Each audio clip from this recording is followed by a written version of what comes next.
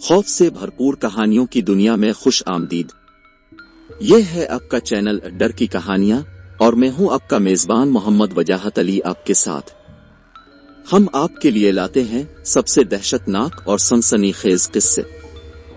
अगर आप भी ऐसी ही खौफनाक कहानियां सुनना चाहते हैं, वीडियो को लाइक करें और बेल आइकन को दबाएं ताकि हर नई कहानी का नोटिफिकेशन आपको सबसे पहले मिले। ये बात इस रात की है जब मैं और मेरे 3 दोस्त शहर से दूर एक छोटे गांव की तरफ जा रहे थे। हमने सोचा कि शहरों की हंगामा खेज जिंदगी से दूर कुछ वक्त देही इलाके में गुजारा जाए। ये सर्दियों की एक तारीख रात थी और हम रात के वक्त ही निकल पड़े थे क्योंकि हमें ये सफर किसी मुहिम से कम नहीं लग रहा था। रात के 12 बज चुके थे और चारों तरफ सन्नाटा था। हमने एक शॉर्टकट लेने का फैसला किया जो जंगल के बीचों बीच से गुजरता था।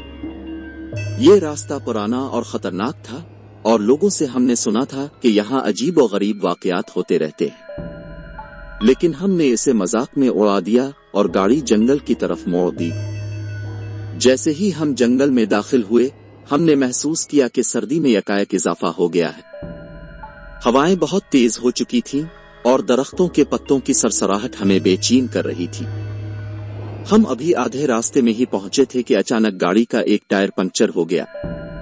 हमने गाड़ी रोकी और बाहर निकले। अंधेरा इतना घना था कि सिर्फ हमारी गाड़ी की हेडलाइट्स की रोशनी में ही कुछ दिखाई दे रहा था। हमने एक दूसरे से कहा कि जल्दी से टायर बदलकर यहाँ से निकलते हैं क्योंकि ये जगह कुछ अजीब लग रही थी। जब मैं और मेरा एक दोस्त टायर बदलने लगे तो मुझे अचानक महसूस हुआ कि कोई हमें देख रहा है। मैंने इर्द गिर्द नजर दौड़ाई लेकिन वहां कुछ नहीं था। मैंने ये बात अपने दोस्त को बताई तो उसने हंसकर कहा कि शायद मैं थका हुआ हूं और मेरा दिमाग कुछ ज्यादा सोच रहा है। हमने टायर बदलना शुरू किया लेकिन मेरा दिल अब भी बेचैन था। हर लम्हा मुझे लग रहा था कि कोई हमारे करीब है, हमें घोर रहा है। अचानक हमें गाड़ी के पिछले हिस्से से कुछ हरकत महसूस हुई।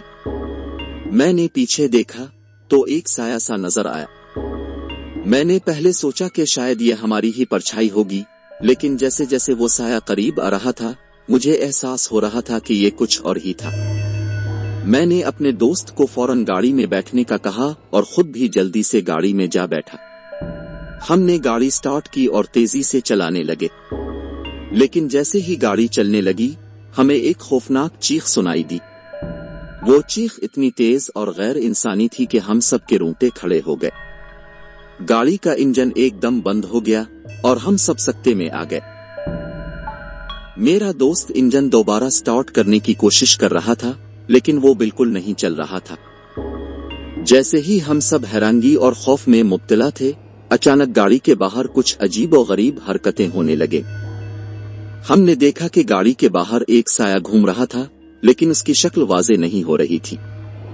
वो साया कभी एक तरफ जाता, कभी दूसरी तरफ, और हर बार उसके साथ हुआ में एक सर्द झोंका आता।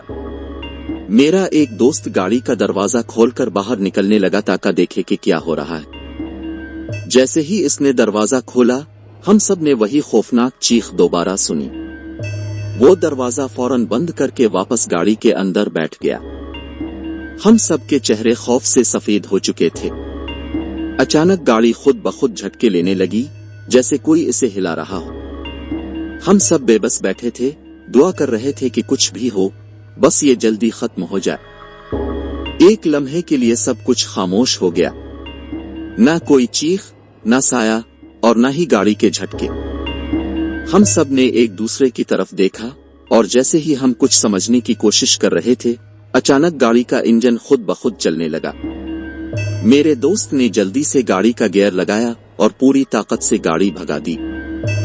हमने जंगल का रास्ता तेजी से पार किया और जब हम जंगल से बाहर निकले तो वो साया, चीख और हर चीज गायब हो गई, जैसे कुछ हुआ ही ना हो। हम सब सकते में थे और कोई भी कुछ बोल नहीं रहा था। आखिरकार जब हम गांव पहुंचे तो वहां के लोगों से इस वाकये का जिक्र किया।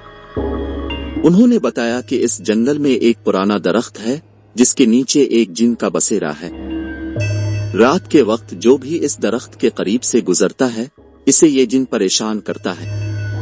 हमें फौरन याद आया कि हमारा टायर भी उसी दरख्त के करीब पंक्चर हुआ था। اس رات کے بعد ہم نے کبھی اس راستے سے گزرنے کی ہمت نہیں کی۔ آج بھی جب اس رات کے بارے میں سوچتا ہوں میرے دل میں خوف کی ایک لہر دوڑ جاتی ہے۔